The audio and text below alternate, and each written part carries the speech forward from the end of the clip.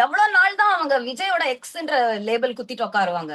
அவங்க educated person, wonderful parents she has who are very protective of her. லண்டன்ல super friends circle அவங்களுக்கு.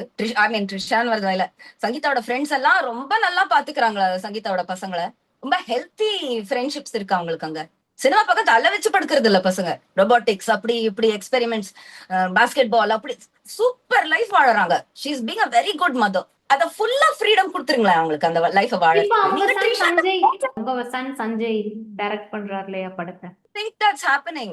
அது அப்பாட்டா அப்ப போன் பண்ணும்போது டேய் நீ ஏதாவது பண்றா அப்பம் பேரு நீ அம்மா பேச்ச கேட்காதரா, நீ சினிமாக்கு வந்துடுறா, சினிமாக்கு அந்த பிரஷர்ல அனௌன்ஸ் பண்ண விஷயம் அதெல்லாம். He won't do it. He doesn't want to. அப்பா வீட்டுல சைக்கோவா ஆடின கூத்து குழந்தைங்களும் அந்த அம்மாவும் வருஷ கணக்கா பார்த்து they've lost every feeling for that guy. They've lost all their feelings for him. ஒண்ணுமே இல்ல, தயவு செஞ்சு எங்களை விடுன்னு கதறாங்கங்க 6 வருஷமா. பப்ளிசிட்டி பண்ணாம கண்ணியமா கதறாங்க.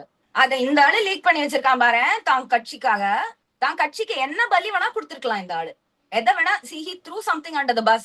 அது எதை வேணா இப்ப ஜனநாயகத்தை தூக்கி போட்டிருக்கலாம், எதை வேணா அவர் உருட்டி இருக்கலாம். பொண்டாட்டிய போய் உருட்டி இருக்காரு பாரு. என்ன ஒரு சீப் மனுஷன் விஜய்.